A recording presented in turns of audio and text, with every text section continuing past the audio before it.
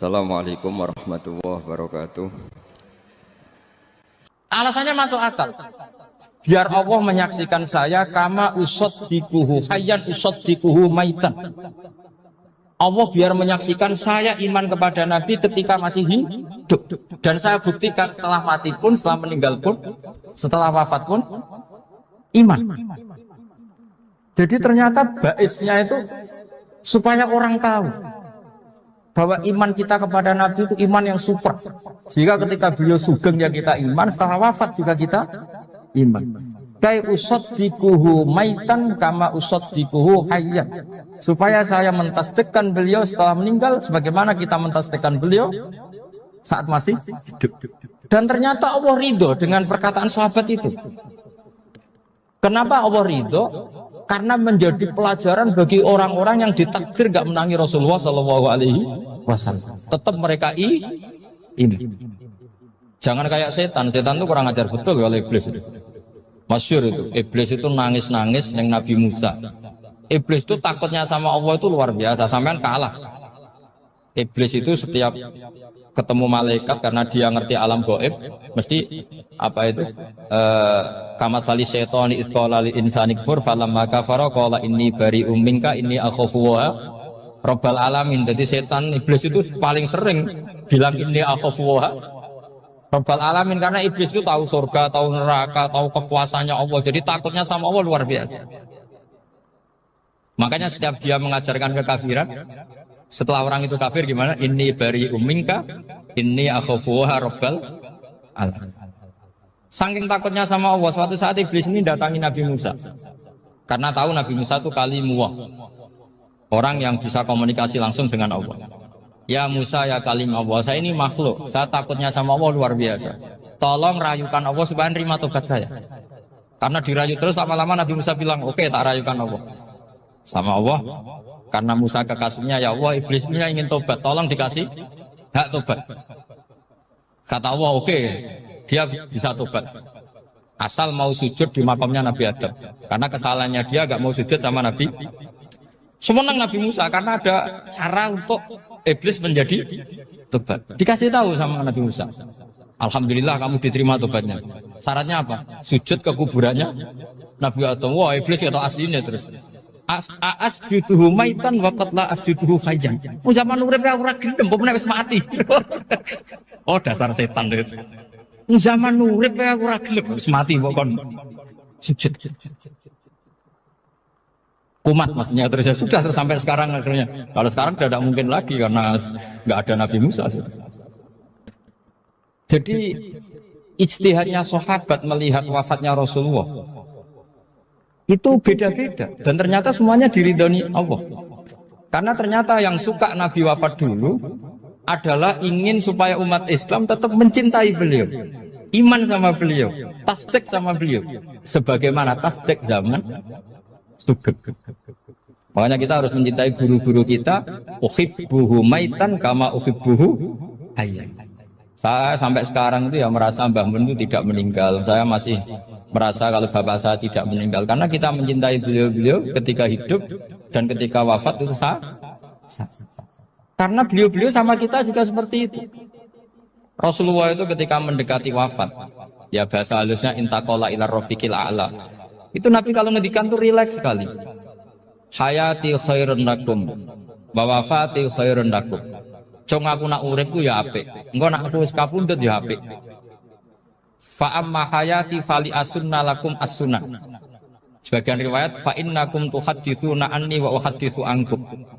Kalau saya masih hidup, saya bisa mengajarkan kamu sunnah, mengajarkan kamu tradisi-tradisi yang benar. Dan ketika aku mati, ketika aku sudah wafat, maka saya jejer Allah, kata Nabi. Saya berdampingan dengan Allah, maksudnya dekat Allah. Tentu bila kaifin walan hisab. Terus sudah fa inna amalakum, amal-amal kamu diperlihatkan ke saya. Berhubung saya sudah dekat Allah, kalau amal kamu baik, saya muji Allah. Kalau amal kamu buruk, saya langsung mintakan ampun kepada Allah. Jadi Nabi rileks sekali. Artinya saya hidup bagus karena bisa mengajarkan kamu as-sunan wa syara'i. Kalau saya wafat karena saya dekat Allah. Kalau kamu baik, saya muji Allah. Kalau kamu buruk, saya mintakan ampun kepada Guru-guru kita juga seperti itu. Justru setelah wafat, beliau-beliau punya kesempatan dekat sama Allah, dekat sama Al-Malail A'la, sehingga mendoakan apa? Nah terus kata Sayyid Muhammad, wala taqulu lima yuqtalu fi sabilillahi amwat. Kamu jangan pernah berkeyakinan atau berpendapat atau berkomentar kalau orang-orang yang mati fi sabilillah adalah berstatus apa? Mati, amwat. Kalah. Terus kata Sayyid Muhammad, hadza li amati syuhada. Ketentuan ini bagi umumnya syuhada. Artinya gini, umumnya syuhada saja tidak berstatus amwat. Apalagi hadza Rasulullah, sayyidul syuhada, sayyidul anbiya, sayyidul mursalin. Tentu tidak pernah berstatus amwat. Ya saya ulang lagi ya, jadi zaman cara berpikir amatu syuhada, syuhada yang umum saja berstatus hidup. Tidak boleh distatuskan amwat. Apalagi Rasulullah itu sayyidus syuhada, sayyidul anbiya. Maka status beliau pasti hayyun la yamut. Pasti beliau itu hidup tidak. Dan karena beliau itu asfaq, sangat sayang kepada kita, sebagaimana zaman beliau hidup itu sayang kepada kita, sampai nangis-nangis minta hak syafaat, maka setelah meninggalkan pun beliau pasti sayang kita dan pasti berusaha supaya kita diampuni oleh Allah Subhanahu wa ta'ala. Sehingga ada sahabat yang tadi berpendapat kalau saya nggak masalah Nabi wafat dulu, supaya Allah menyaksikan saya usaddiquhu maitan kama usaddiquhu hayya. Jadi ini cerita ya, cerita sudut-sudut pandang. Fikih itu penting sekali. Kata Sayyid Ali yang Shahibus Simtud Durar itu, wabihi qiwamus syariah. Yang bisa mengawal syariat itu hanya fikih. Fikih itu ya kalau yang paling gampang untuk kita misalnya punya Fathul Qorib, Fathul Mu'in, Fathul yang. Tapi yang faham betul, mesti faham itu ngelotok setengah hafal. Jangan bawa kitabnya tok, sementing sekian semester terus selesai. Itu sama-sama dosa, itu dosanya ya dosa, mahasiswanya juga dosa. Karena sudah terlanjur sarjana agama, ternyata nggak bisa, itu kan mendingan dasar sarjana agama. Itu saya tak cerita sama Kiai Roba, itu ada fatwa Kiai, Kiai juga wali. Suatu saat ada penyanyi dangdut top terkenal di Indonesia itu nyanyi dangdut. Ya penyanyi ya dai, entah itu hakikat entah majaz tidak tahu. Itu Kiai itu fatwanya lucu. Kalau kamu datangi dia pas main dangdut masih saya beri izin. Tapi kalau datangi dia pas pengajian itu tak larang kan santrinya jadi eskal. Ini pas pengajian dilarang, pas dangdutan kok malah dapat izin. Tapi bukan berarti halal ya, dapat izin. Dapat izin kan potensinya bisa karena dilarang lah ya tetap belerot. Terus suatu saat si santri ini setengah wali, tidak wali tapi setengah. Lama-lama itu memahami gurunya. Memahami gurunya ternyata sirinya begini. Kalau seorang penyanyi yang tidak pernah ngaji, kemudian ngomong agama, itu potensinya itu fadallu wa adallu, sesat dan menyesatkan. Tapi kalau dia sedang nyanyi dangdut, penyanyinya cowok, sama jangan bayangkan dangdut putri, enggak, itu cowok sudah tua lagi. Jadi potensi halalnya ada lah maksudnya untuk. Tapi tidak alat musiknya, orangnya. Tapi kalau dia nyanyi itu paling dosanya hanya nyanyi. Saya ulang lagi ya. Murid tadi akhirnya paham kalau datangi pengajian itu artinya ikrar kalau dia seorang dai atau seorang yang layak ngomong apa? Agama. Itu lebih bahaya karena kita santri, apalagi kita doktor atau MM terus ngekrori orang yang nggak jelas asal usulnya. Tapi kalau nyanyi kan nyanyi saja. Sehingga itu menjadi fikih. Bahaya terbesar dalam fikih adalah apa? Mengkaji fikih tidak dari ahlinya. Ya saya ulang lagi ya, mengkaji fikih tidak dari apa? Ahlinya. Nah kenapa demikian? Begini, saya beri contoh. Ilmu fikih itu tentu pertama dari Rasulullah SAW. Kemudian bersanad sampai kita atau kita sampai Rasulullah. Itu mengalami sekian ijtihad yang tidak mudah. Saya beri sekian contoh. Dulu Imam Syafi'i itu sukanya sama guru yang miskin, ya, karena rata-rata santri juga miskin. Jadi mesti ngidolakan guru yang miskin, karena sesama miskinnya harus berkoalisi. Tapi akhirnya gurunya Imam Syafi'i itu miskin sekali. Namanya Muslim bin Khalid Az-Zanji itu miskin, Sufyan As-Sauri miskin, Sufyan bin Uyainah miskin. Setelah ngaji di Medina itu Imam Malik itu kaya. Pas itu Imam Malik sudah kaya. Setiap ketemu Imam Syafi'i dikasih uang. Sampai ketika Imam Malik itu bilang, kamu sudah alim, ilmu saya sudah habis, kamu ngaji sama yang lain. Sama siapa? Kata Imam Malik, orang yang sealim saya sudah meninggal, namanya Abu Hanifah. Tapi dia punya murid, namanya Muhammad bin Hasan Asy-Syaibani, kamu ke sana. Terus Imam Malik datang ke Baki. Dulu Baki itu pasar rental, ya Grab lah kira-kira sekarang. Mengumumkan, siapa kafilah yang mau ke Irak? Kita ya Imam Malik, dibayari sama Imam Malik, ini yang antar ke Irak, ke Muhammad bin Hasan Asy-Syaibani. Imam Malik mulai ngeper, guru saya yang miskin tidak pernah nyangoni, guru-guru saya yang kaya sering nyangoni. Mulai memasalahkan kiai miskin, gitu. Kira-kira seperti itu, mulai masalah. Setelah datang ke Irak, di Muhammad bin Hasan Asy-Syaibani itu si Muhammad bin Hasan Asy-Syaibani itu kalau ngitung uang itu di meja tamu. Jadi punya emas lantaan, punya uang. Kira-kira kalau Indonesia punya rupiah, punya dolar, dihitung itu di ruang tamu. Kata Imam Syafi'i, saya dengan Imam Malik saja enggak serk, ini lebih kedonyan lagi kiai. Ngitung uang itu di ruang tamu. Terus akhirnya si Muhammad bin Hasan Asy-Syaibani ini ahlul usul, dia pakar usul. Kamu heran sama saya? Iya, kiai kok kedunyan, dia ngomong. Tapi kata Muhammad bin Hasan Asy-Syaibani, kalau kiai tidak boleh kaya, kita kayak wong fasik, dan gue demenan, gue mabuk. Oh jangan, nanti dipakai maksiat. Penjenengan mawon kersane digetokan, berarti kiai oleh sugih, pun angsal-angsal. Semenjak itu jadi satu fikih bagi Imam Syafi'i. Ternyata kalau mengharamkan kiai sugih, berarti membolehkan yang fasik sugih. Kalau yang fasik sugih bisa dipakai i'anah alal maksiyah. Semenjak itu mindset pikiran Imam Syafi'i rubah.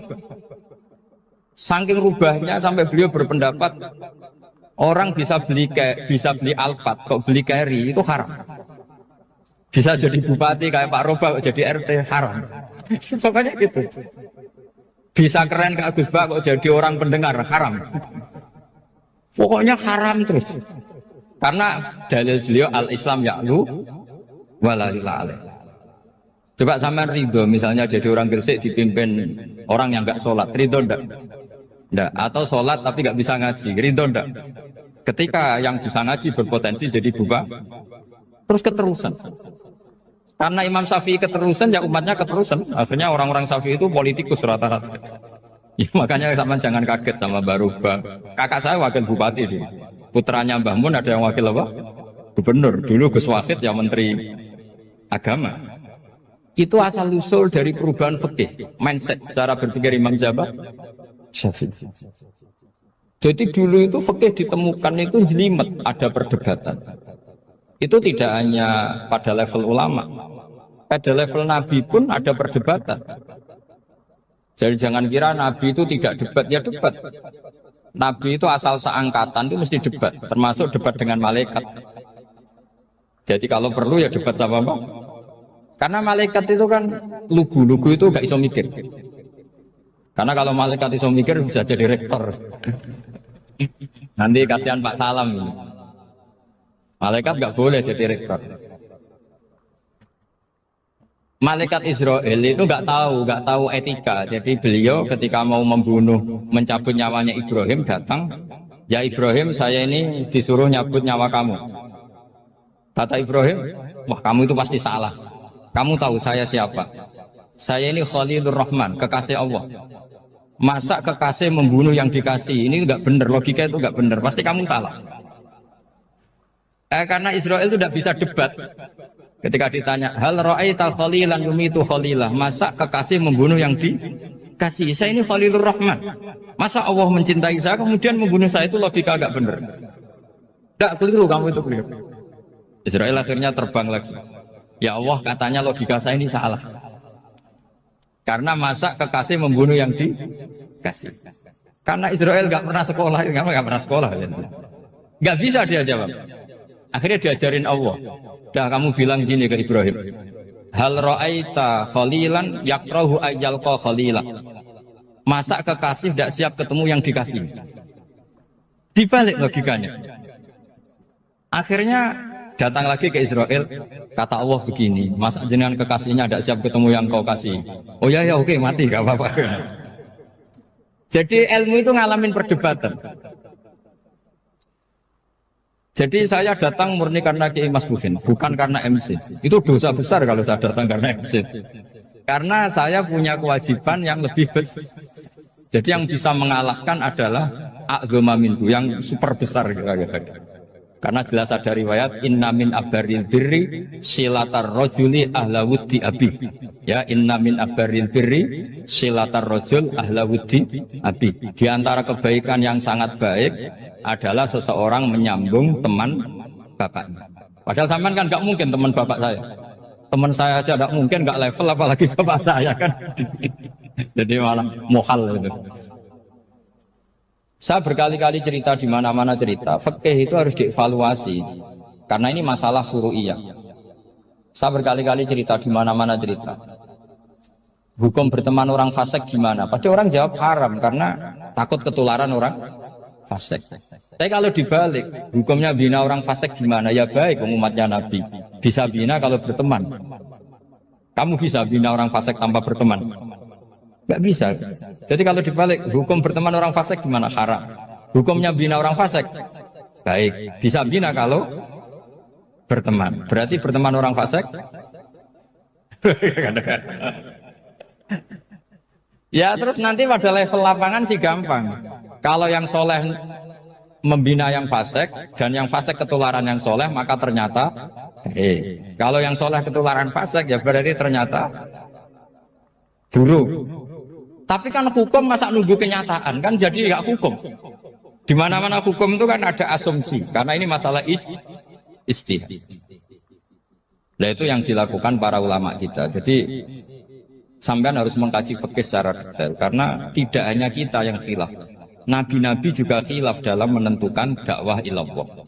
Wali-wali kita kayak Abdul Hasan Asyadzili sama Sayyid Abdul Al-Haddad itu juga. Imam Ghazali ya khilaf. Imam Suyuti itu kalau ketemu Al-Qastolani itu saling tidak nanya, saking nggak cocoknya, masyhur itu. Jadi ulama ora cocok. Bedanya nak saiki perkara partai. Kalau orang dulu enggak, karena pakai asumsi, karena memang susah. Nggak misalnya memang tak bedai, tak beri yang nggak misalnya ada orang rukuk kemudian kentut, itu sholatnya batal apa enggak? Enggak, jawab saja.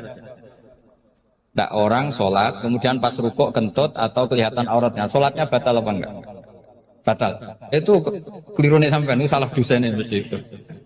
Pertanyaannya gini, yang dikatakan sholat itu kan aqwalun wa af'alun muftatahatun bitakbir muftatamatun bitasbih. Lalu ketika sampai ruku apa sudah namanya sholat jika kamu katakan batal? Namanya sholat aja belum kok sudah kamu katakan batal gitu.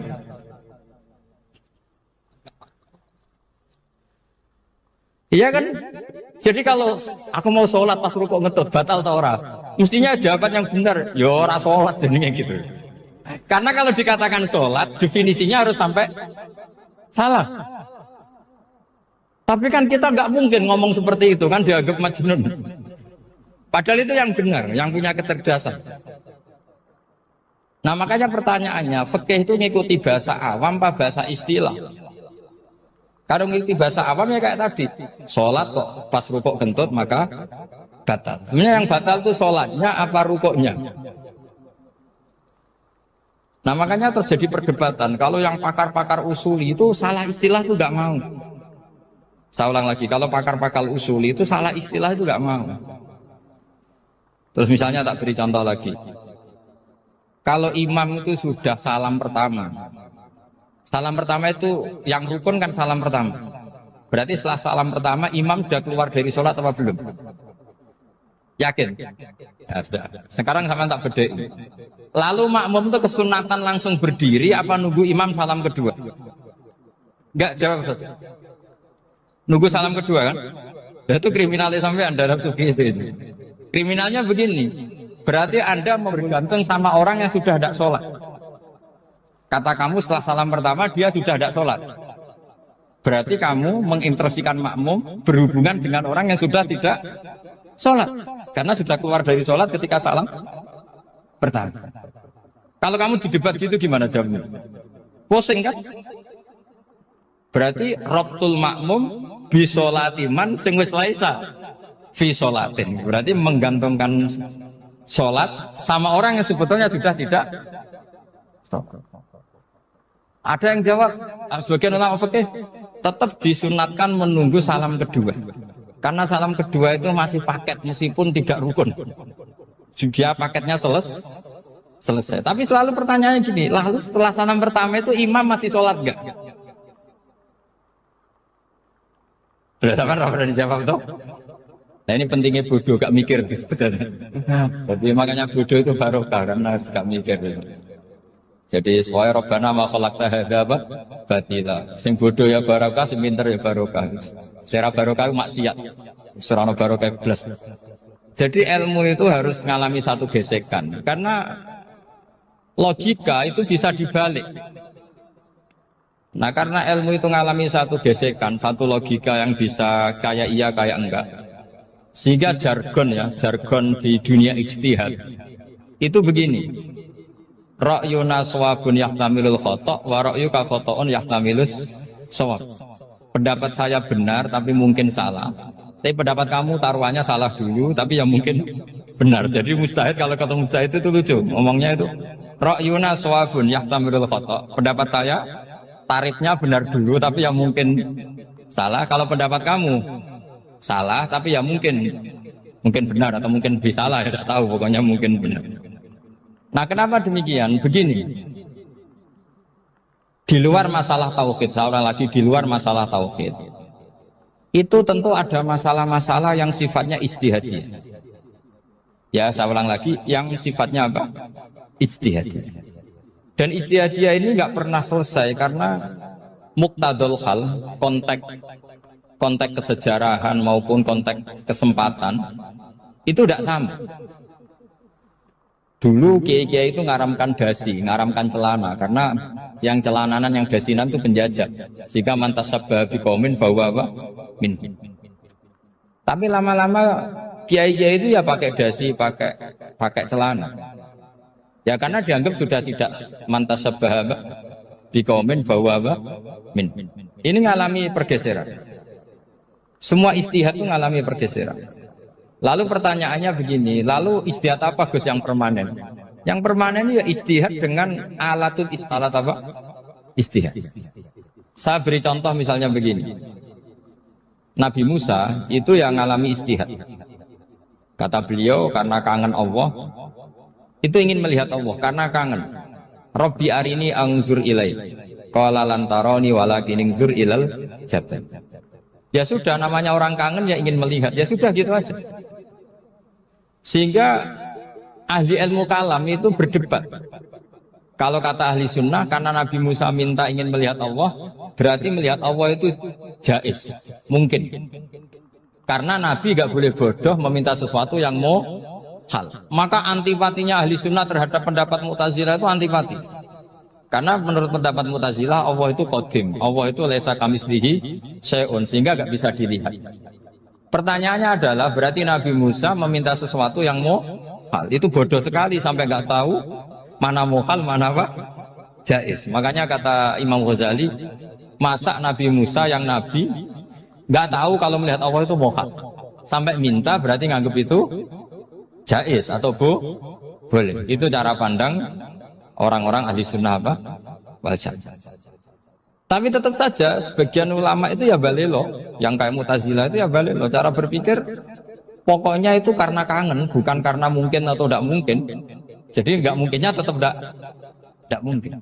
Terus mereka dalil la tudrikul absar wa huwa yudrikul absar. Nah sudut pandang ini akan terus. Ada seorang wali ditanya, kalau kamu di surga ingin melihat Allah apa enggak? Jawabnya enggak. Kenapa? Kasihan Allah. Terus kenapa aja? Unazzihu dzalikal jamala an-nadzari misli. Saya ada ridho Allah yang hebat, yang keren, kemudian sing delok terima aku wong resik. Koyok gak ngergani pangeran. Seben sing delok Allah ben golongane Nabi Muhammad, Nabi Ibrahim, kowe ora usah ngilangi keren. Maksudnya itu.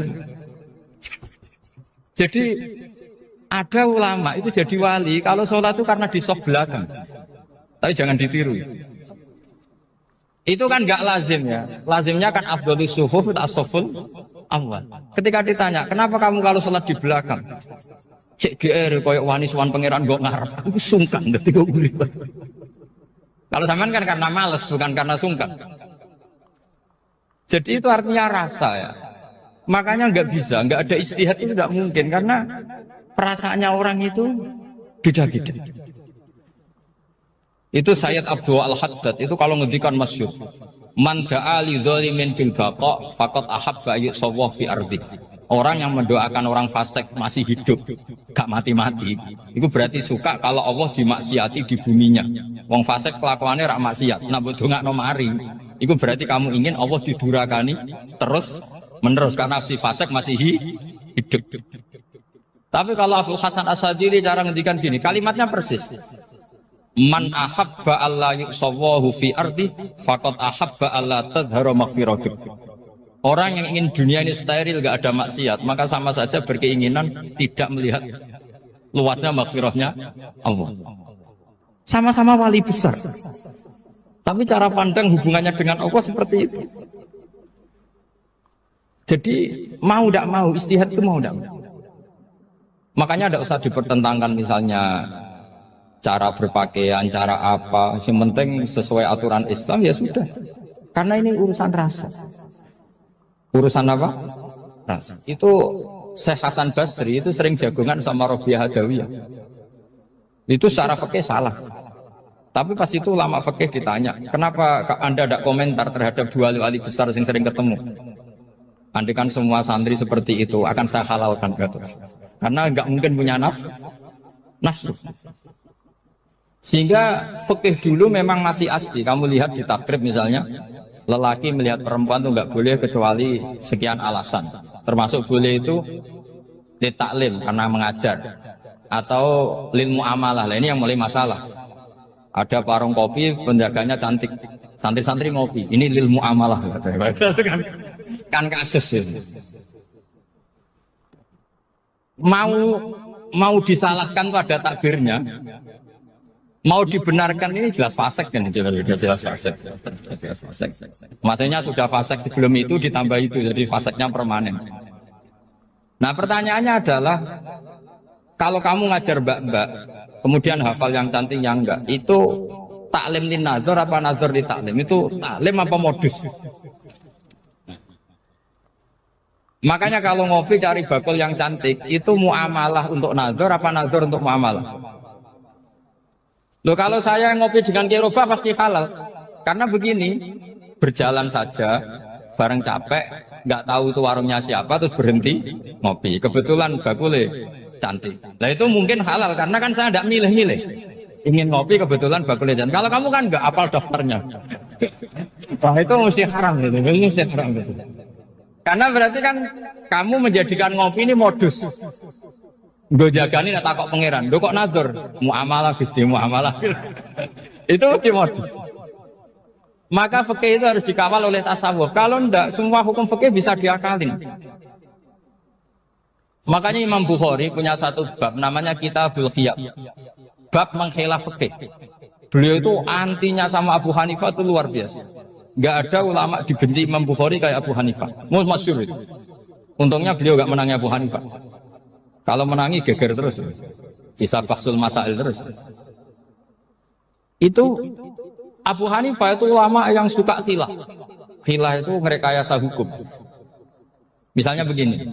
Saya ini puasa agak lemes. Ujian agak lemes. Apalagi kiai serapati di duit santri beling-beling lemes ini. Apa mangan itu kan, poso-poso kok mangan kan gak keren. Supaya saya bisa makan dan halal, saya bisa ngajak kiai robai ya jalan-jalan. Jalan-jalan nyari yang jarak 2 marhalah. Ya sudah, terus bisa makan. Kalau ditanya Allah kok makan, musafir. Jadi bolehkah insya safar menciptakan pergi demi untuk supaya boleh iftar? Boleh enggak Doro jenengan? Enggak boleh, alasannya apa? Kan pergi. Perginya juga enggak maksiat. Itu khilaf. Tapi Sayyid Muhammad, Abuya Sayyid Muhammad, Muhammad bin Alawi, Sayyid Muhammad itu membela Abu Hanifah. Artinya membela jangan semua khilaf itu diharamkan. Karena itu cara, saya ulang lagi, karena itu cara untuk mengawal bahwa hukum Allah itu luas. Karena kalau nggak ada khilaf itu ya kita kesulitan. Kita kesulitan. Misalnya begini, ini penjelasannya, makanya kita harus sering mendengar. Saya itu dulu masih sangat fikih, itu protes, kenapa ada puluhan polisi wanita. Itu kan pekerjaan cowok ya, pekerjaan pria. Tapi setelah mendapat penjelasan dari polisi itu alasannya masuk akal, Gus. Kadang-kadang orang nakal itu menyembunyikan narkoba itu di alat wanitanya. Itu kalau semua lelaki polisi kayak jenengan itu kan masalah itu. Sehingga memang harus ada polisi wanita karena sebagian pengedar narkoba itu perempuan dan menyembunyikannya di tempat itu. Kalau semua polisi cowok kan nggak kebayang. Sehingga kita akhirnya mendengar membolehkan polisi itu wanita. Ada wilayah yang harus wanita. Begitu juga ada pertanyaan, kenapa sih dokter kandungan itu cowok? Saya punya banyak santri yang muhibin saya itu dokter kandungan. Tak tanya, kamu itu kok cowok kok jadi dokter kandungan? Kan pekerjaannya seperti itu. Dia jawabnya lucu. Dari 10 yang tes jadi dokter kandungan, itu yang cewek itu lulus 2. Yang cowok lulus semua. Karena ketika cewek dites melihat ketuban pecah darah itu langsung pingsan. Sehingga yang secara psikologi dablek itu kan memang lelaki. Jadi roh wongnya sewakit santes. Kadang nggak lahir-lahir cinta ini nang jopo rokokan santai. Itu kalau cewek yang jadi dokter kandungan itu nunggu jam 11, jam 4 sudah pingsan. Nah ini cerita, bukan berarti saya menghalalkan, enggak. Kita harus mendengar, saya ulang lagi, kita harus apa? Dan itu setelah mendengar, itu nanti jadi disiplin ilmu, yaitu namanya fikih. Karena ilmu fikih itu sebetulnya gampang. Sampai kalau ngaji i'anah, itu kelihatan fikih itu gampang, karena ada logika yang terbangun. Misalnya begini, orang kalau tawaf itu disuruh agak jauh dari Ka'bah. Jangan sampai nginjak sadarwan. Karena sadarwan itu pondasi itu ikut Ka'bah. Kenapa begitu? Ya jenenge ra muteri Ka'bah, ide-ide Ka'bah. Jadi sebenarnya sederhana logikanya. Sing jenenge muter itu di luar itu kita muter. Nah kalau nginjak pondasinya namanya gak muteri Ka'bah tapi ide-ide Ka'bah. Ya jadi sederhana sebetulnya ya masuk akal. Jadi fikih itu tidak ada yang iskal, sebetulnya masuk akal. Tapi karena kita nekuni itu tidak serius, maka terus jadi paradok. Saya beri contoh lagi, ini sebagai penghormatan saya sama Kiai Mas Bukin, karena ini sudah namanya fakih. Kalau ada ayam jago ditabrak truk, terus kejet-kejet, adekan dibiarkan pun mesti mati, karena gerakannya sudah harokatul masbuh. Terus kamu sembelih, itu halal apa enggak? Enggak jawab, ayam jago loh. Kalau kamu katakan halal, dia sudah tidak punya hayatun mustaqirroh, kehidupan yang permanen. Andai kan kamu biarkan pun 1 menit lagi meninggal. Kejet-kejet kan prosedur saja. Maksudnya pantasnya mati ya kejet-kejet sih, tapi sebetulnya sudah pasti mati. Maka ini ada 2 ulama. Kalau kata Imam Malik tetap namanya halal, karena ruhnya masih di situ. Sehingga ketika kita nyembelih, ya nyembelih hewan yang hidup. Yang namanya nyembelih itu pokoknya mematikan yang punya roh. Sementara saat itu rohnya masih di situ. Meskipun 1 menit lagi pasti. Tapi kalau mazhab Syafi'i enggak, ini sudah harokatul masbuh, tidak punya hayatun mustaqir. Sehingga dalam perdebatan ulama fikih itu lucu. Kadang ya gampang mangkal non. Misalnya begini. Kalau ada anak lahir, tidak ada amaratul hayat, nggak nangis, nggak bernafas. Sunat disolati apa enggak? Siktun itu, siktun sing layas tahilu walayas langsung lahir, langsung mati, nggak ada amaratul hayat. Nah, tahu mikir tuh. Itu tidak wajib disolati. Alasannya, ya kan memang sholat alal mayit kan tidak pernah hidup. Di mana-mana mayit itu setelah hidup mati. Ini kan tidak pernah hidup. Namanya ya qit'atul lahmin, ya potongan daging itu aja. Enggak. Jadi kadang fikih diwaca tenan dibeli mangkong. Terus ketika di kitab Minhajul Thalibin itu, kalau kamu keluar mani itu wajib mandi enggak? Wajib kan? Kalau keluar mani inzal itu kan wajib mandi. Nah kenapa nifas atau wiladah keluar bayi? Kenapa ibu-ibu kalau keluar bayi wajib mandi? Alasannya lucu. Li annal walad maniyun mun akidun. Ini kan wis mani cuma mengkristal. Jadi kadang pakai mangkuk. Apa ya? Sembrono itu masuk. Mosok wajib mandi wiladah itu karena apa? Li annal walad maniyun mun akidun. Niku mani sing wis mengkristal. Mani sing wis jelalatan lah, lahir nuangis macam-macam. Jadi ternyata karena kenapa fikih butuh alasan? Nyari hadis tentang keluar anak mandi itu enggak ada yang sorry. Yang ada adalah tentang inzal. Innamal ma' minal. Akhirnya dicari-cari ternyata walad itu maniyun menakid. Lah ini problem fikih. Sampean harus siap dengan pelajaran seperti ini. Meskipun sampean mungkin wong priayi, tapi ini ilmu. Ya, saya ulang lagi, ini ilmu. Sehingga ulama itu mau tidak mau harus mau mendengar. Karena logika yang terbangun itu nunggu kalau mendengar kayak tadi. Nabi malaikat Israel baru sadar, masa kekasih bunuh yang dikasih. Masuk akhir juga Israel. Kalau sama sampean sih nggak nerima tetap selonang-selonang, ini masalah Ibrahim Khalilur Rahman. Sehingga kita di alasan fikih itu harus kita dengar. Saya dulu itu, saya sampai sekarang itu sama, kalau bayi lahir masih sudah berbentuk bayi, saya sendiri berpendapat sebaiknya disolatin kalau sudah berbentuk bayi, meskipun tidak tidak nangis, tidak ada amaratul hayat. Kan yang digugurkan itu wajibnya, bukan masalah boleh dan tidak. Itu banyaklah perdebatan ulama di bab itu. Saya beri contoh lagi perdebatan ulama. Ini contoh-contoh fikih karena ini khusus penghormatan status fakih tadi. Itu kalau ada orang mati jenazah itu. Jenazah itu kalau sholat, itu kan umumnya jenazah di depan, kita nyolati di belakang. Itu yang mengatakan begitu ya tidak punya alasan, ya taunya mulai dulu begitu, di mana-mana nyolati jenazah, jenazahnya di depan. Tapi di kitab Mahalli jelas diterangkan, kata kaul sani tidak wajib. Alasannya lucu, fa innal janazah laisat bi imamin. Jenazah itu tidak imam, kenapa harus di depan? Kan kacau kan? Loh, coba alasannya di depan apa? Dia ada imam kok. Nah barokahnya fikih itu, sehingga kita melihat di Arab Saudi sekarang, itu jenazah kan di belakang. Tapi kita tetap nyolati apa? Mayit. Kalau di Arab Saudi musim haji, itu jenazahnya di kamar mayit, tapi kita nyolati. Itu satu-satunya takbir ya tadi, fa innal janazah laisat bimanzilatil imam. Tapi jangan praktekkan, nanti tidak kepaliran sesat. Saya hanya cerita-cerita ilmu, jangan dipraktekkan. Kalau dipraktekkan masih jadi aliran sesat. Ngono jenazah ning guri mame kok ngarep aliran sesat. Sebetulnya bukan sesat. Uji coba fikih.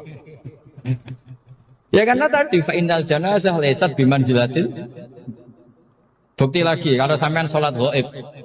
Sholat ghaib itu misalnya mayitnya di Surabaya, boleh enggak sholat ghaib di sini? Terus jenazahnya di belakang kamu apa depan kamu?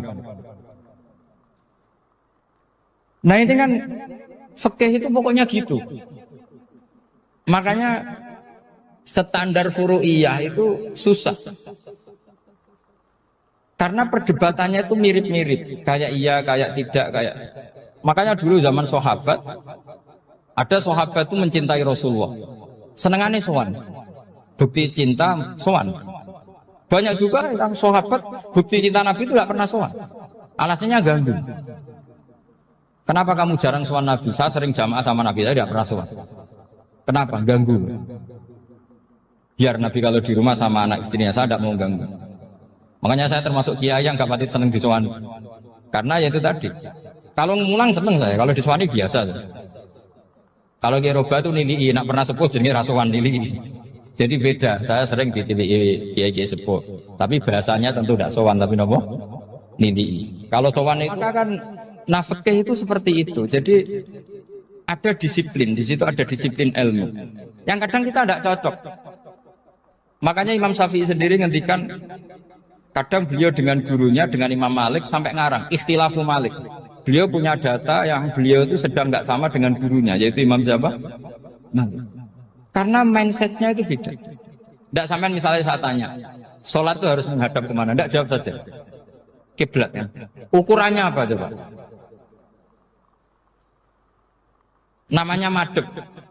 Wajah apa dada? Imam Syafi'i milihnya dada. Sekarang praktekkan dalam dialog keseharian. Saya jagungan sama Kiai Roba seperti ini, terus wajah saya begini, madhep enggak? Nah itu masalah. Terus pertanyaannya, madhep dengan dada itu fi sholat apa fil qiyam?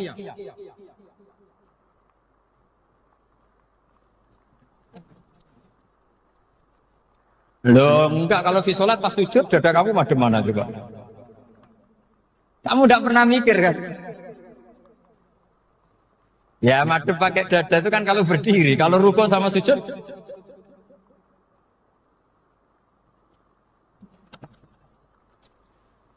Loh itu ulama itu jelimet gitu.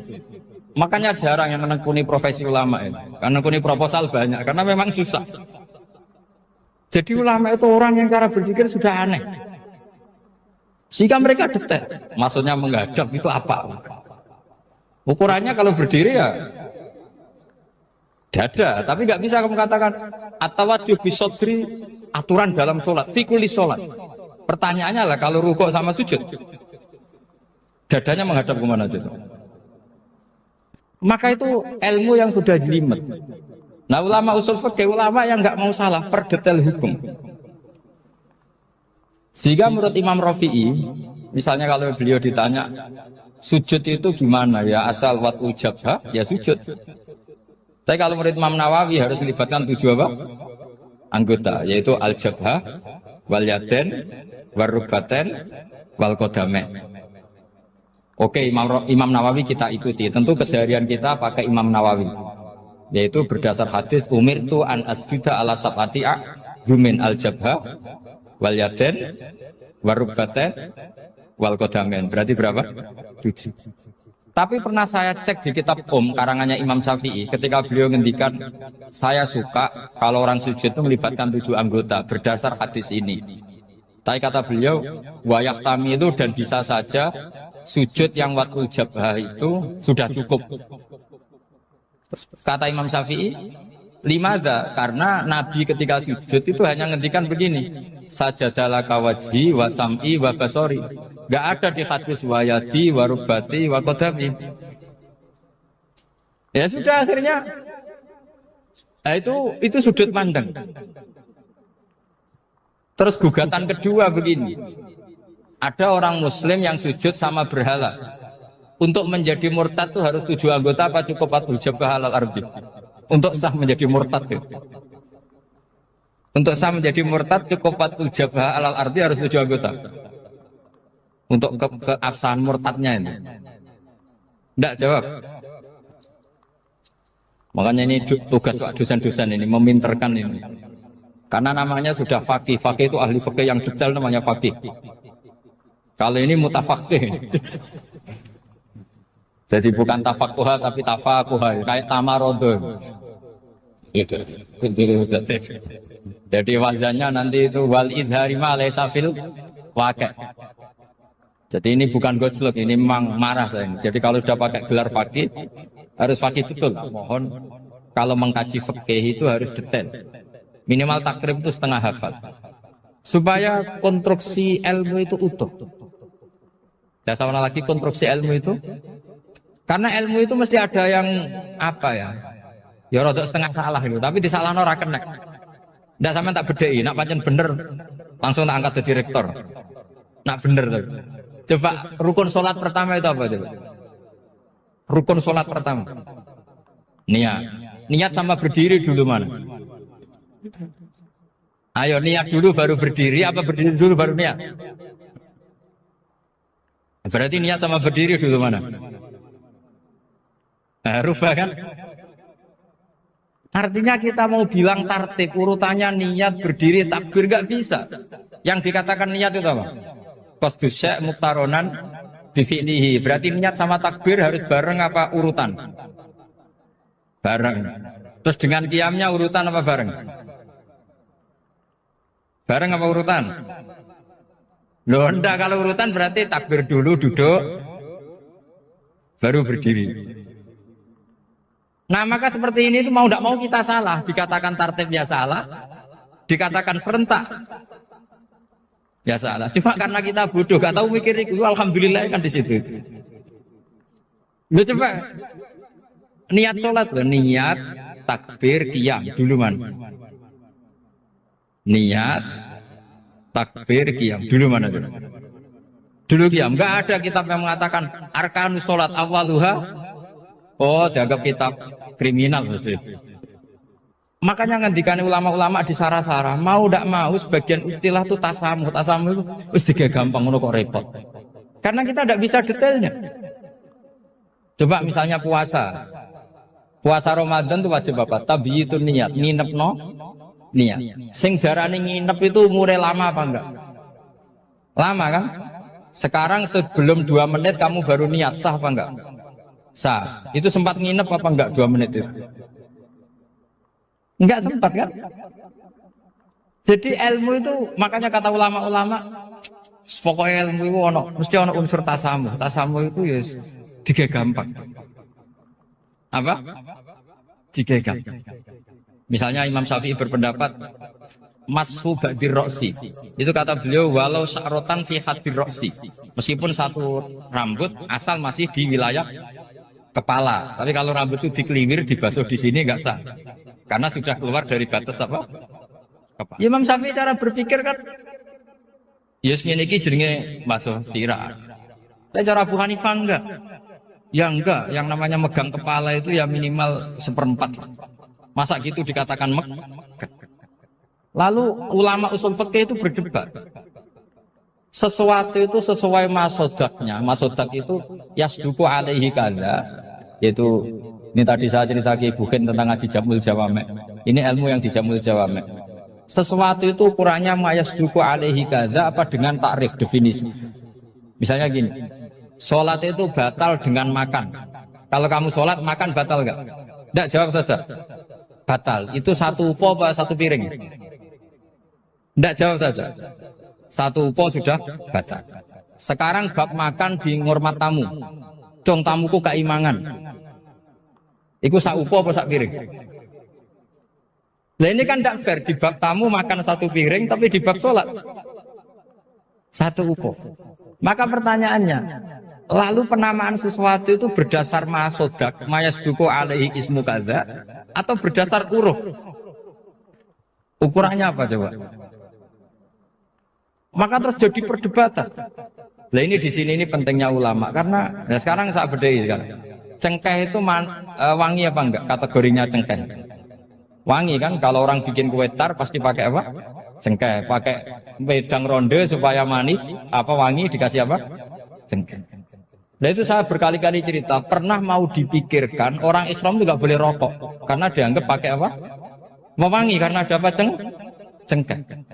Tapi terus didebat, kalau gitu berarti orang Jumatan sunat rokok. Karena Jumatan disunatkan pakai pewangi. Wah itu kan akhirnya tuh, wah iya repot ya. Jadi kalau cengkeh kamu kategorikan pewangen, yang orang Islam nggak boleh rokok karena pakai cengkeh, yang wangi. Konsekuensinya orang Jumatan sunat rokok, karena berarti di masjid pakai apa? Pewangi, kan sesat semua ya. Jadi itu ilmu. Makanya selain fikih mateng, itu ada ilmu yang namanya usul fikih. Usul fikih itu yang neliti itu. Mayasduku alaihi kadza. Jadi yus ngono iku darani ngono. Saurang lagi. Ngono iku wis darani ngono. Ora perlu roh detail. Ya, saya ulang lagi. Wis ora perlu roh detail. Makanya Abu Hanifah itu misalnya basuh wajah. Wis angger keceluk ngene iki basuh wajah. Nek Imam Syafi'i kan detail. Mimba ini mana bitis syari sampai ila somahe ujunehi ila zakon. Terus mana bitis syari Imam Syafi'i nambah apa? Ghaliban. Kenapa ditambah ghaliban? Karena kalau orang budak mana bitis syarinya di sini. Jadi itu fikih itu jelimet. Padahal kita ini nggak pernah berpikir secerdas Imam Syafi'i, tapi akhirnya yang mikir juga. Agak ditambah ghaliban, mana bitis syarinya orang budak kan? Sini. Terus sekarang perdebatannya, orang budak basuh Mastur Roksi di sini sah enggak? Karena tadi itu wajah apa kepala? Kan jadi bingung gitu. Ya makanya ini mukadimah saya supaya sampean lebih disiplin belajar fikih dan setidaknya didiskusikan lah kitab-kitab Minhajul Thalibin atau kitab-kitab Mahali. Karena di situ nanti ada perdebatan. Terus seperti keyakinan ahli sunnah wal jamaah, semua istilah salah pada Nabi atau dosa yang diterapkan istilah itu pada sinten Nabi disebut mimbabi hasanatil abror sayyatul muqarrabin, satu kesalahan yang tidak punya akibat apapun. Satu kesalahan sing tidak punya akibat apapun, sing mestine itu cara kita ini tidak salah. Berhubung Nabi sidik itu dianggap salah. Itu jadi mimbabi hasanatil abror sayyatul muqarrabin. Sesuatu yang andikan dengan ukuran abror itu kelas di bawah muqarrabin itu disebut hasanah. Tapi kalau dibanding muqarrabin itu disebut sayyi'ah. Tidak ngeten. Contoh paling gampang ngeten. Ulama di sini nyontokno masuk akal. Kangkang tak kon milih duit 1 miliar ambek 100 juta. Terus kangkangmu milih 100 juta. Iku yo goblok tapi ora nemen. Yo salah sithik no. Nah, tapi nak dikongkon milih duit 1 miliar. Nyun sewu terus sampai pasir, sampai telo kok milih telo iku goblok nemen no. Nah, istihad itu kayak gitu. Istihad itu suatu yang dua pilihan yang sama-sama masih masuk akal. Ayo jadi sama-sama masuk akal itu mimbabi hasanatil abror sayyatul muqarrabin. Tapi nak liyane gak masuk akal itu wis pancen salah tenan apa? Salah tenan. Walhasil Nabi ku ya ditakdir salah, tapi salah iku mimbabi hasanatil abror sayyatul muqarrabin. Dadi kamane ana wong duwe sandal merek tapi milih nganggo jepit. Wong ya salah tapi nyatane jek sandalan. Yes, pokoknya afdal lebih fadil, mesti afal. Pokoknya tidak sampai fatal, apa? Tidak sampai. Tapi ukuran Nabi harus ditegur pangeran, apa? Harus ditegur pangeran.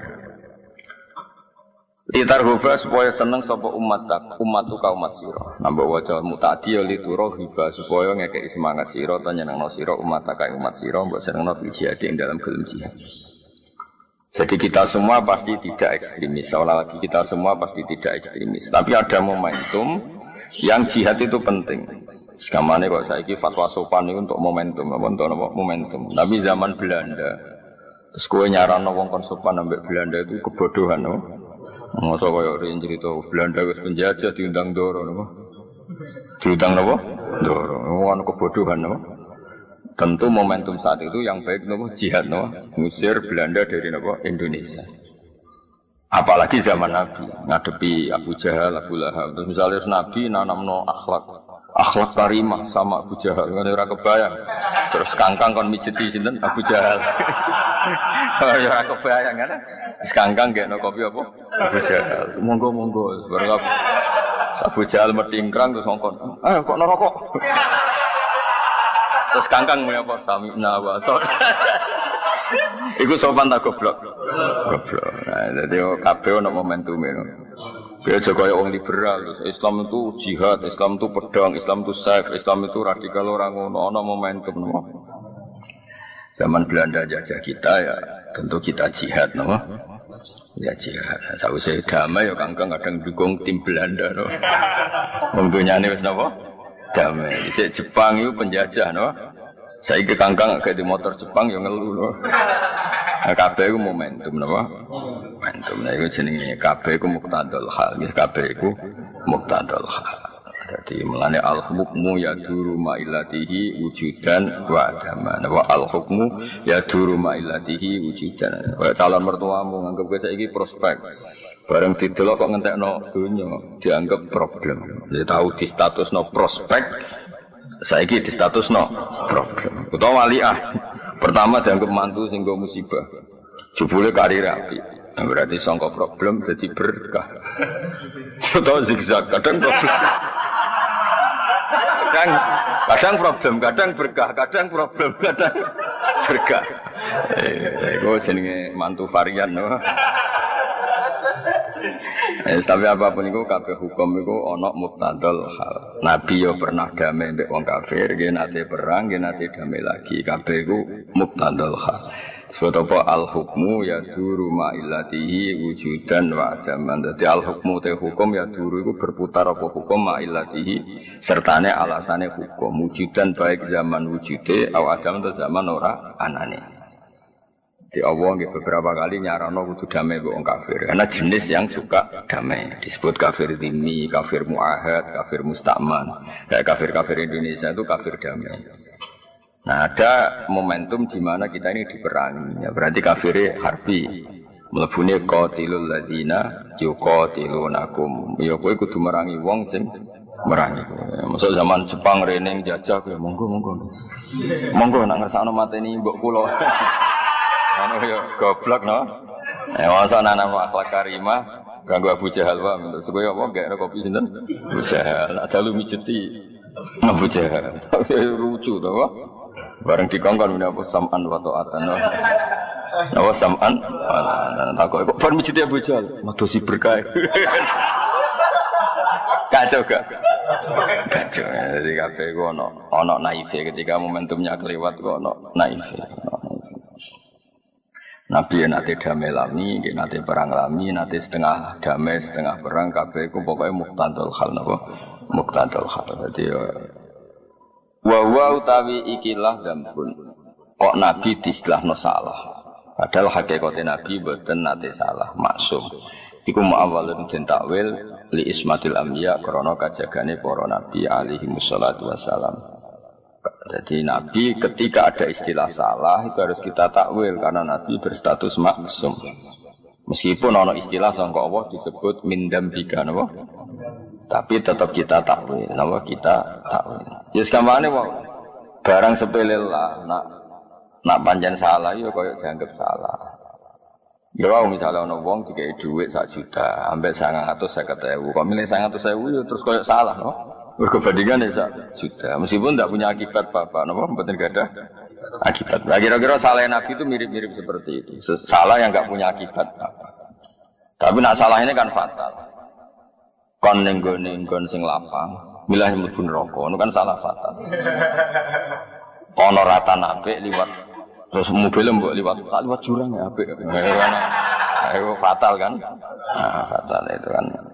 Jadi kabeh itu ada. Nah salahnya Nabi itu tidak pernah seperti itu. Namun tidak pernah. Misalnya saya beri contoh. Allah itu mangkel banget ambek wong munafik, mangkel banget. Sehingga Allah itu punya cara boleh dibahasakan. Allah punya ketentuan. Muhammad kamu tidak boleh nyolati Abdullah bin Ubay bin Salul. Abdullah bin Ubay. Tapi Nabi itu punya perhitungan. Abdullah bin Ubay kok anaknya itu soleh, santri khusyuk, sregep. Bapaknya ketua munafik, tapi anaknya ketua pondok. Jadi bapaknya ketua munafik. Wah orang-orang santri sregep kaya anak Abdullah bin Ubay bin Salul. Jenenge enggak Abdullah sama. Berarti Abdullah bin Abdullah. Nah yang ngaturi nyolati Ra'isul Munafikin itu putrane. Cara saiki sowannya Rasulullah bapak kula kapundhut, tolong jenengan yang nyolati. Nabi memilih nyolati karena yang minta anaknya, no? Umar itu milih tidak nyolati. Sampai Umar protes, ya Rasulullah, apa engkau tidak ingat cangkeme Abdul bin Ubay sing ngelek Islam ini? Nabi tetap menjawab, tidak, saya akan menyolati dia. Akan menyolati dia. Tapi kan ngatur-ngatur sesuai walhasil.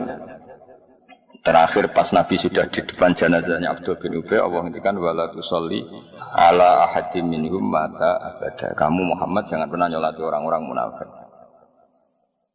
Nah seperti itu sampai sekarang ulama itu anut pendapatnya Kanjeng Nabi. Nah ono wong fasik, ono wong nakalis, tetap kita itu yes, tetap apik. Nah baru kayak sikap Nabi seperti itu, satu kampungnya Abdul bin Ubay itu Islam semua. Wong kok apike mesti elek-elek Muhammad koyo ngono tetep rawuh ning jenazah Abdul bin Ubay. Jadi Nabi ditegur pangeran, tapi berkah apikane Nabi ndadekno kampungnya Abdul bin Ubay itu Islam terus. Yang cara Nabi nuruti gengsi terus gak rawuh. Kan koyo nyun kok pendendam niku. Tapi Nabi rawuh itu pengen ditegur aja lemat aja salat. Tapi Allah tetap ngregani aluse Nabi dadekno kaum itu Islam. Lah iku jenenge salah wong-wong saleh ku ya ngono-ngono wae napa. Wis ngono. Salah yang enggak punya akibat apapun. Mergo wae nggih. Dia tetap berkah. Ini salah Nabi itu tetap berkah. Terus nah itu yang paling angel ning bab takwil bab sesuai walhasil mimba bi hasanatil abror sayyatul muqarrabin. Sesuatu sing cara kelas kita tetap itu baik, tapi kanggo Nabi cara Jawa gak pantes, no? Baik gak pantes. Terus ada lagi salah Nabi yang cara Allah salah, tapi cara istihad benar gitu. Istiwa abasa wa tawalla an ja'ahul a'ma. Abdullah bin Ummi Maktum niku ora ampun Islam, no? Pun Islam. Dia pun sakit ngaji, terus minta Nabi itu mengajari ngaji. Alimni mimma allamakallah. Terus Nabi saat itu punya tamu orang-orang kafir, tokoh lagi minta dijelaskan Islam. Gamane konsultasi Islam. Singkat cerita Nabi memilih ceramah atau konsultasi jawab pertanyaan yang kafir sing konsultasi Islam. Nah karena Abdul bin Ummi Maktum bijak akmal buta. Iku menyela terus, setiap Nabi nerangkan Islam ngene-ngene nyela. Nabi jatah kula mulang, alimni mimma kula nggih ulang lah. Ampun jawab yang niku terus kula nggih ulang. Walhasil Nabi tersinggung, fa'aradu Nabi terus gak berkenan apa? Wong tangan mulang wong kafir kok disela. Napa? Lah Abdul bin Maktum yo ora salah, ngene ku akma. Dadi ora ngerti nek Nabi ku nembe sibuk mulang wong kafir. Nah, terus Nabi aradu ngono. Nah, bahasa itu muka masam, Nabi gak nyaman. Watawala itu minggu. Allah cara berpikir orang kayak Kanjeng Nabi. Lala pas niku di saat itu Allah cara nyalahno Nabi. Abdul bin Maktum sekaruan iman. Mulane regani wong karuan iman. Wong kafir mbok rewangi ngono orang mesti iman. Jadi nganggo kaidah al yakin la yuzalu bisyak. Nabi nganggo kaidah cara Jawane ora oleh tahsilul hasil. Nah itu kan mirip, no? Nah kira-kira salah Nabi mirip-mirip. Jadi kan banyak kan kiai, nak ditamoni pejabat, tamoni nasional, oleh hormat tenanan. Nak tamoni santri biasa. Mereka senengi wong nasional ning kiai, itu pas-pasan. Berarti butuh nopo servis. Senengi santri ning kiai itu tenanan. Mulane ora perlu servis. Dan itu nyatanya itu yang dilakukan ulama ila yaumil kiamah. Masyhur kan Nabi nak ambek wong sing lagi Islam kan juga ibu banyak no. Sampai sahabat protes kita iman lebih lama tapi engkau tidak ngasih apa banyak. Terus jawab Nabi wong-wong sing Islami pas-pasan ata'allafuhum alal Islam. Paham ya? Nah, itu masalah istihad no? Masalah istihad dia mirip. Cara bapak dia nak kuyan. Istihad contoh paling gampang ini loh. Wong seneng adzan suara aku. Tapi aku seneng suara elek. Kok ben kaget do tangi kabeh. Itu kan mirip yo mirip. Ana kang suarane apik, terus adzan. Kan sing ahli pakar perturuan itu kan koyo diuru-uru no. Sono kang suarane persak ngingatkan kematian. Dan kemiskinan. Terus adzane iku koyo nada ana gempa. Anda warning dini kaya adzan-adzan peringatan apa dini gempa atau prahara kan kesunatannya adzan juga kan ono kang suaranya elek raine elek terus spesial nada musibah oh itu kan sing krungu langsung tangi ka'annal kiamat qomat napa ka'annal kiamat qomat tangi subuh Apik di adzan wae lek ndadekno tangi subuh, ambek adzan apik koyo wuru-wuru wong turu. Ya misalnya ono pertanyaan ngono apik. Apik sing elek ndadekno wong tangi subuh. Ya, tapi kan ora mungkin syariat kok ngono iku. Syariat kok bela swara elek kan mboten mungkin. Nah, itu masalah istihad. Istihad itu ciri utamanya itu mirip, mirip. Makanya di hukum istihad ana ra'yi shawabun yahtamilul khata' wa ra'yu ka khata'un yahtamilus shawab. Dadi ra'yi te pendapat ingsun shawabun sing bener.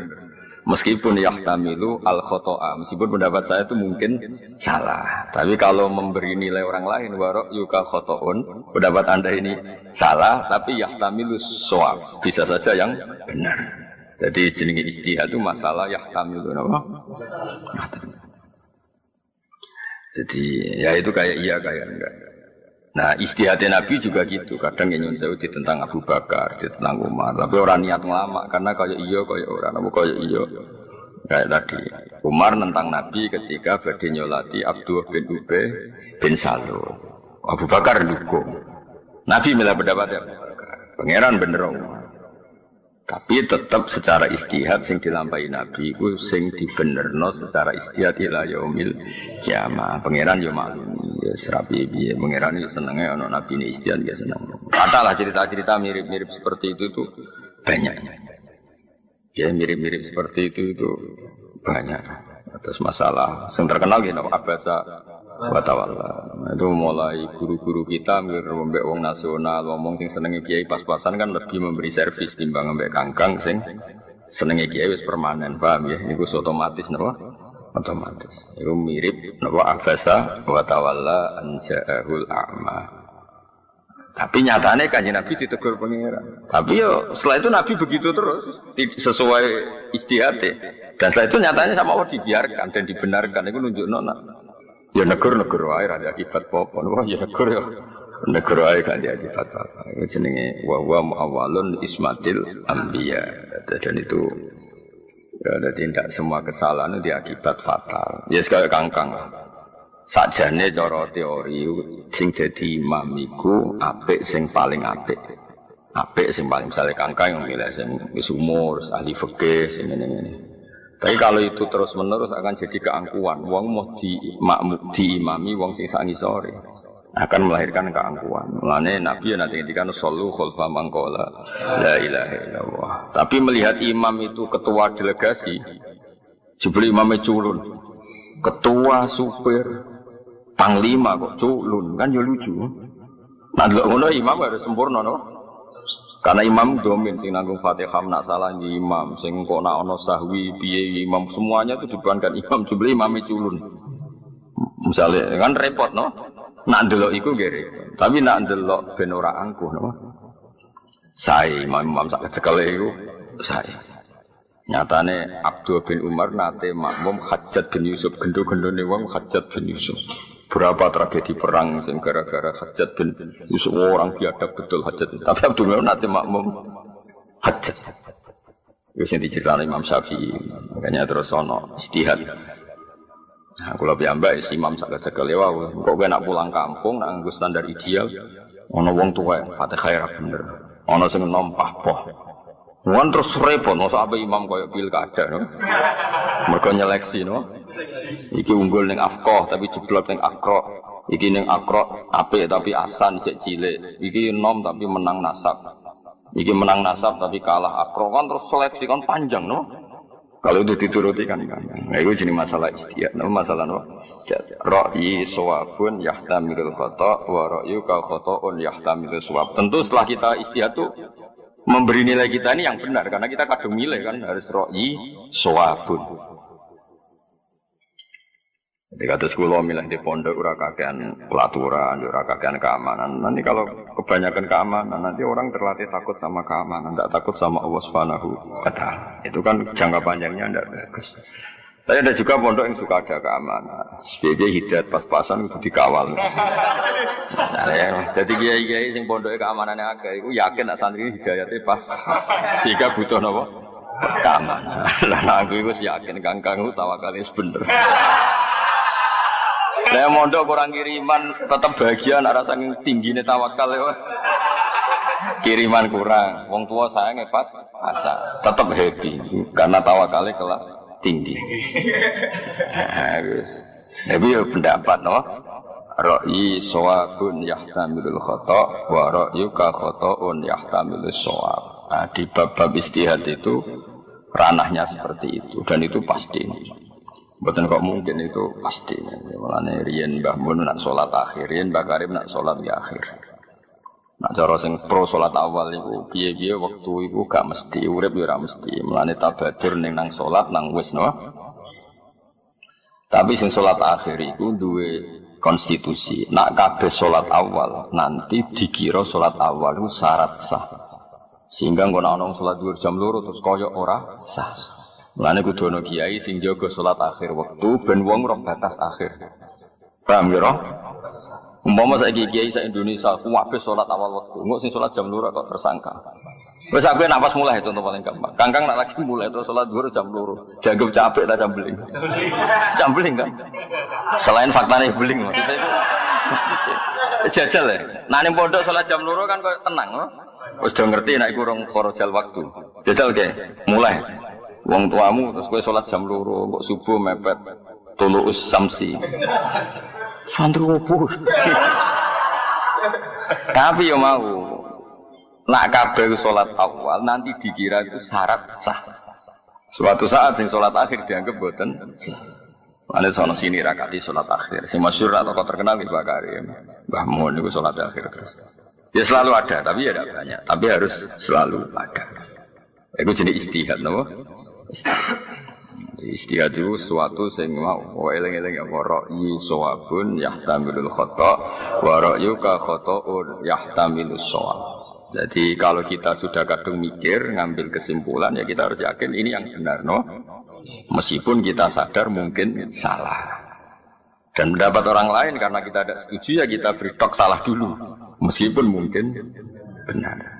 Nah itu kan saya ana wong didik anak ana sing sitok manja.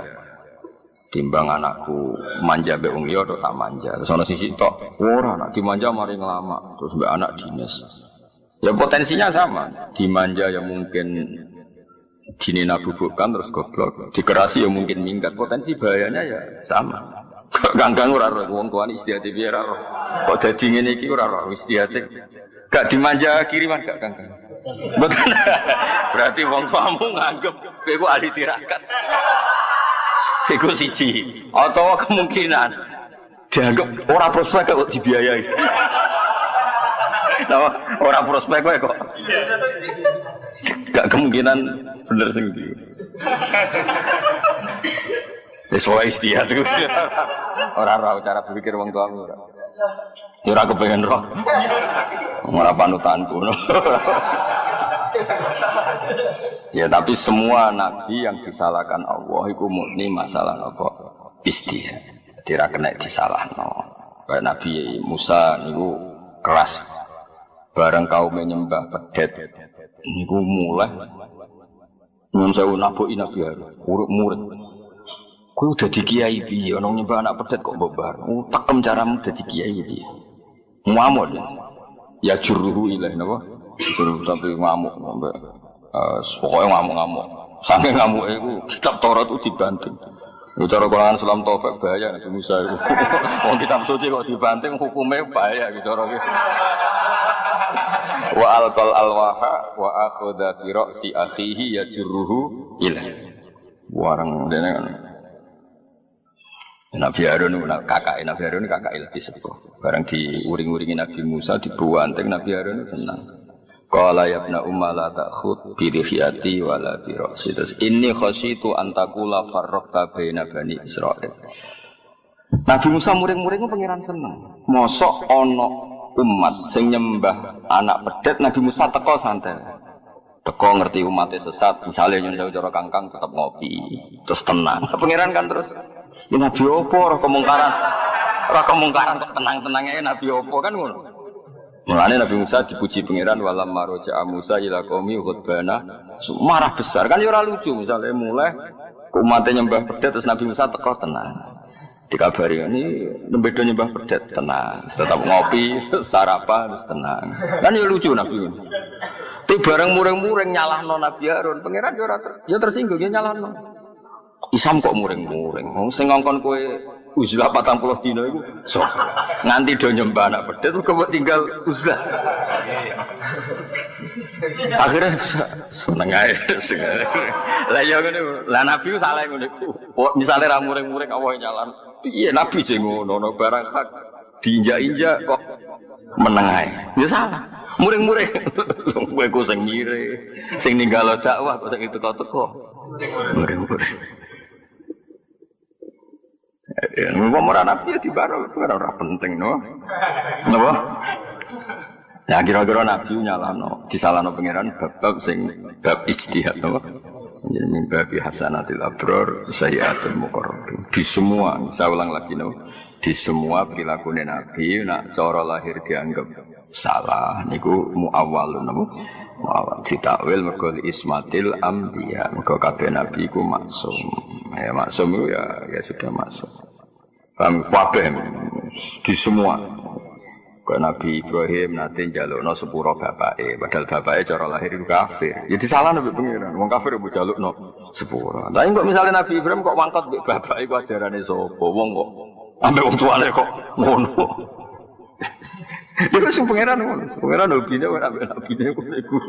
Ya sekarang kena dibantah ya faluma biasa. Pangeran ya terserah pangeran. Misalnya Nabi Ibrahim kok pertama wangkot mbek wong tuane kuras, disiplin mergo wong tuane misale cara lahir kafir itu salah lho. Ajarane sapa wong tuane keras. Bareng apian nemen-nemen nganti istighfar. Sing ngongkon sapa.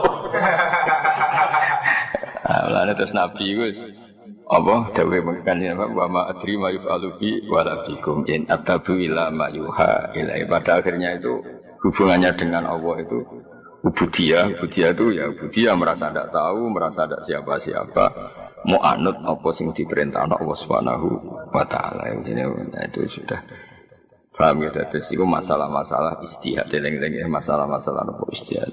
Mana Nabi sering diutus Allah kan ngendikan wa in adri la'allahu fitnatul lakum wa mata'un ilahin. Dunia sing terkait sosial itu aku ora roh. Bundi sing bener masalah sosial bukan masalah agama, masalah apa? Sosial. Kabeh iku fitnah, kabeh iku ujian. Ya, tadi Nabi itu sangat dekat dengan keluarga. Mergo wa anfir asyiratakal aqrabi. Tapi ketika terlalu dekat keluarga, problemnya Nabi itu milik semuanya. Karena Nabi itu milik kafatal linnas. Mosok wong liya dipadakno keluarga, kok ya salah. Prioritasno keluarga kok ya salah. Wong Nabi ne wong akeh kok prioritasno keluarga. Tapi kok misalnya wong liya padha mbek keluarga, piye keluarga mbek wong liya kok padha. Ya wis akhire Nabi takoki Bilal ya di rumah, sing sanak-sanak Muawiyah ya di rumah. Wis. Kadang-kadang diprotes. Ngene lho. Ya nak dadi nabi ku nak ana acara iku keluarga kok ngarep. Wong liya kok guri. Ora oleh mbek pengiran. Tapi kok wong liya kok ngarep mesti ora oleh mbek pengiran. Iku sapa? Dadi itu pokoke pengiran ngono.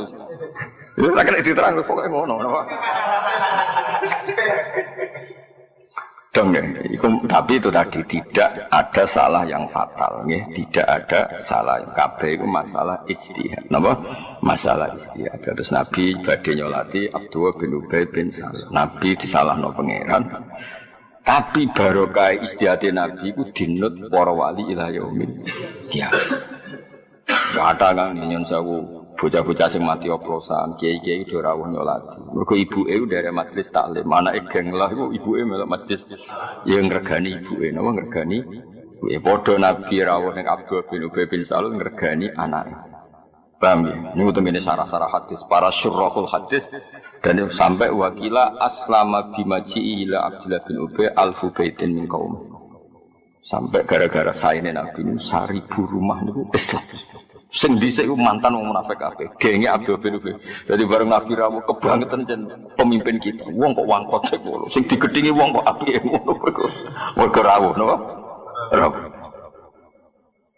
Jadi akhirnya Nabi Abdul bin Ubay kebangetan ketuane kita. Wong kok elek. Sing digedhingi wong kok apike ngono. Ya cara Nabi rawuh kan menjustifikasi mereka. Dan Muhammad pendendam. Kan panjang malah no. Mana kangkang, benar digedingi masyarakat ya tenang, santai, no, santai. Diusir mertua lagi masalah, kan masalahnya numpang, no. Gedengi tonggo tenang ae. Kan gak sing mbok nggoni napa? Nek sing gedeng sing nggoni, lah iku lagi masalah. Eling-eling napa? Wa huwa muawwalun di ismatil anbiya alaihi wassalatu bidalil iklan dalil al-aqli kang masuk akal, al-qata' kang memastikan, al-qata' kang mesti. Wow, kenapa ada dalil akli yang pasti bahwa Nabi nggak boleh salah? Karena kita semua disuruh ikut Nabi. Ya, kita semua disuruh ikut Nabi. Kalau Nabi salah, berarti kita disuruh ikut salah. Padahal nggak mungkin Allah memerintahkan kesalahan. Paham ya? Logikanya jadi kita semua diutus ikut Nabi. Kalau faktanya Nabi salah, berarti kita disuruh ikut salah. Padahal Allah tidak mungkin memerintahkan kesalahan. Maka kesalahannya Nabi itu mimbabi hasanatil abdur sayyatul muqarrab. Ini pun harus sisi. Nabi itu ada kepastian secara dalil akal selamat minad dzunub sing boro-boro dosa. Dosa tidak salah Nabi karena wow masalah apa istihadiyah apa masalah istihadiyah walamu telam lam sini goni liyaghfira lakawa kan tadi ada lam liyaghfira lakawa walamu telam lam liyaghfira iku lil ilati krana ilat al ghaiyati kang bangsa tutup famat khuluha mongko utawi sing dileboni lam iku musabbabun iku mo sesuatu sing akibat la sababun ora kok dadi sebab. Nah, itu masalah-masalah mantek. Jadi ini Muhammad kita tak paringi menang. Ben Allah nyepuro kowe.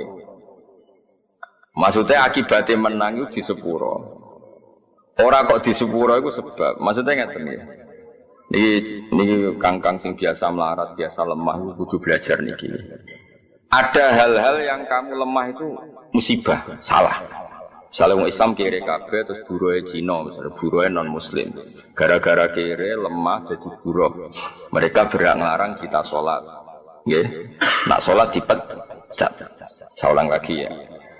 Kangkang sing melarat, kudu tobat lah. Maksudnya ya jangan teman-teman melarat. Bibi itu tidak semuanya melarat lemah itu baik. Ya saya ulang lagi. Tidak semuanya melarat lemah itu baik. Misalnya gini. Misalnya orang Islam itu lemah melarat, lemah. SDM-nya rendah, terus jadi buruh. Jadi apa? Terus bosnya melarang sholat. Kalau sholat dipecat, kita kalah enggak? Kalah kan? Terus negara dikelola orang non-muslim yang jahat sama Islam. Masjid dianggap ilegal, kriminal. Ibadah dianggap kriminal. Problem enggak? Lemah itu problem, no? Ka'bah juga gitu, ketika Nabi masih lemah, itu di seputar Ka'bah, itu ada berhala, 360 jumlahnya. Ketua gengnya yang mimpin Abu Jahal. Semua ritual tentang kemusyrikan. Sekarang Ka'bah menjadi steril dari kemusyrikan, baru kayak Nabi tawaduk, baru kayak Nabi menang. Menang. Nah di sini itu menang itu penting. No? Dan di antara sebab ghufrane Allah, itu mergo Nabi itu menang. Karena ada hal-hal yang nggak bisa diselesaikan dengan kalah, harus dengan menang. Mana kangkang rasa dewa no ini miskinan wa amin fakot kunta miskinan no dari rasa dongo fakot kunta miskinan jadi malaikat malah kaget ini miskinan wes ngono mat jawabnya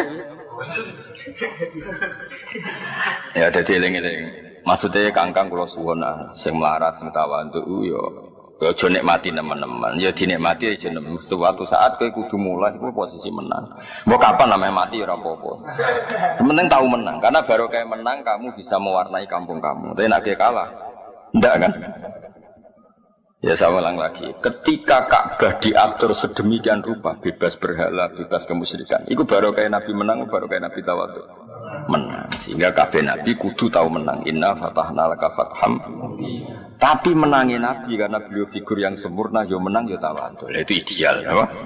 Tapi kan pernah ada periode bahwa tawadhu itu nyuwun sewu tidak menyelesaikan masalah paham ya? Mulanya kudu inna fatahna misalnya kita tawadhu tok bojomu loro wong tuamu loro mau munamuni matur nuwun mbek nyumbang kan yo repot dan aku juga ndak biro ibu 1 juta gak masalah. Sebulan buka masalah dodol sawah dhewe. Sebulan dibiayai betulnya mbokmu dhewe. Ya jadi hebatnya pengiran. Jadi menang itu juga sababul ghufran. Napa menang itu juga sababul ghufran karena barokah menang itu kita bisa semuanya. Kan katakan bos-bos juga teng Jakarta malah nyaratno kudu ana jamaah no? Pabriknya dikasih masjid malah syaratnya itu ana jamaah berarti kendaraan sholat ana jamaah. Ya jadi menang itu penting. Tapi ya nak sing ditakdiri cek rong menang ya aja maksa menang semua cok hise. Muntali godri ben jado kowe jenenge memaksakan kok. Maksakan. Malah mandek operasi kok. Malah panjang kok. Yang jelas menang itu penting, ya, tapi jangan paksakan. Mergo nek wis menang iku istilah Allah iku alamat ridane Allah niku diantarane niku sebutnya dengan surat Fatah, surat Nur kalau sahabat wala yumakkinanna lahum dinahumul ladzi irtada lahum wala yubaddilannahum min ba'di khaufihim amna. Jadi ciri utama ridane Allah niku sok mben aku wis ridho tenanan, kowe cara beragama iku posisi kuat. Wala yumakkinanna lahum dinahumul ladzi irtada lahum. Kayak di Indonesia itu kan orang sholat nyaman, pengajian nyaman, nggak ada yang berani ganggu. Itu sudah ada tamkin, apa? Ada kekokohan. Tamkin itu kokoh, nama. Mulane tanwin darane mutamakin amkan. Kalau ada isim kok nerima tanwin, itu mutamakin amkan. Dia isim yang solid. Karena ciri utama isim itu adalah nerima tanwin, dan dia masih menerima tanwin. Berarti keisimannya sempurna, nama. Beda dengan isim yang ghairu munsorif itu mutamakin ghairu amkan. Isimnya enggak jelas. Ciri utama isim nopo tanwin kok dia ini mau nopo uang masalah. Nanti ada nih baru munsor, rodok-rodok ora bener munsor itu. Nah, di antara ciri ridane Allah wala yumakkinanna lahum dinahumul ladzi irtada lahum. Jadi agama itu dikasih kokoh. Wong ngaji nyaman, wong salat nyaman, wong dakwah nyaman. Intinya itu menang itu dua sisi sing dadekno di sepurane Allah. Mergo dadekno kemenangane agamane Allah Subhanahu. Tapi aja dadi teroris, dadi ekstremis. Menang sing koyo teng Indonesia koyo wali-wali.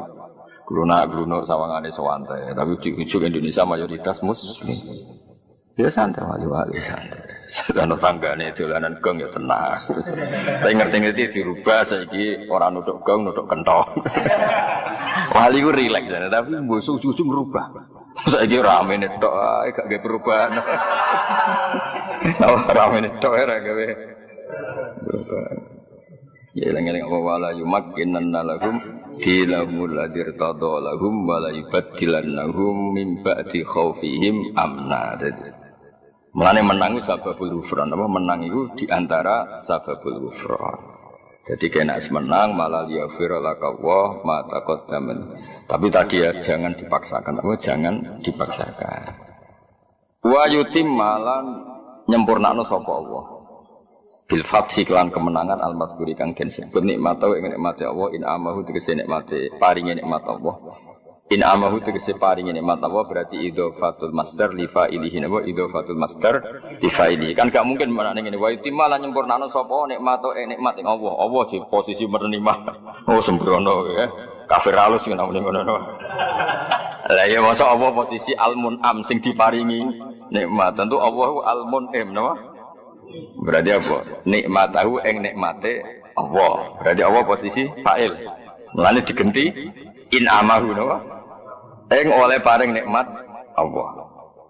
Imam Suyuti sangira percaya niku kowe. Mergo nek nikmat tahu kuwatire nikmate Allah, mosok Allah entuk nikmat. Terus diganti napa? In amahu. Allah nyempurnakno paringe nikmat ning alika ing atase sira. Wa dialan nunjukno sapa wa ka ing sira bihi kelawan ikilah fathu kemenangan mriki. Siratan ing dalan, tarikan tegese dalan mustaqiman kang jejeg. Ya iya kan gara-gara Nabi menang kan bisa bikin aturan. Sekarang yang tawaf enggak boleh telanjang. Dulu Abu Jahal CS dia aturan, sing tawaf itu kudu telanjang. Kacau semua sistem kacau. Yang menjadi tidak kacau karena Nabi itu menang. Karena Nabi menang bisa bikin aturan, loh. Nah, bisa bikin aturan, bisa ngatur baru kayak menang, baru kayak tawaf. Menang. Tahu cuma menang-menangan. Ya kaya gue lah misalnya kayak kumpul mertua menang, duit wekmu, mobil wekmu, apa wekmu, kan iso ngatur. Bar magrib deres. Ibu-ibumu sing geng motor kon deres. Tapi nak gue motor nyileh. Jadi kabeh pengajian ngenteni ibumu gak nggo motor iku. Kabeh pengajian ngenteni bar ibumu rung teko. Gak sudah pengajian kan nyileh, no? Wes loro-loro, no? Tapi nak gue sing menang ning omah iku bar magrib ora oleh nyetel TV. Deres. Ojo, keren kan, no? Geng motor rubah geng pengajian. Keren ah. Ibemu wedi mungkin kono bensin kowe, motor wekmu, uang jalan ya kowe. Dene aku sing numpang. Ribet kan? Jadi kalah ya repot. Noah, jadi sing iso nggawe barokah aturan iku menang. Iso wayah diagabihi siratan etongikon mustaqiman. Ai sabitu kadhe sing ngukono sapa wae ing sira alaihi alas sirat al mustaqim. Alaihi ing atase siratal mustaqima utawa alaihi alas siratil mustaqim. Wa wa siratal mustaqim iku dinul Islam iku agama Islam. Ya tapi saya ulang lagi dia menang ojo dipaksakan. Tapi kena apa nabi ku kok kudu tahu menang supaya iso ngatur dunia napa. Tapi nak kalah terus kan mboten saged ngatur. Mulane kabeh nabi ya tahu kalah tapi akhirnya mesti menang. Wa nuridu an namunna 'alal ladzina sutifu fil ardi wa naj'alahum a'immah. Jadi orang-orang yang pernah dilemahkan itu suatu saat tetap wa naj'alahum a'immah, tetap suatu saat tak dadekno pemimpin. Mergo barokah wong saleh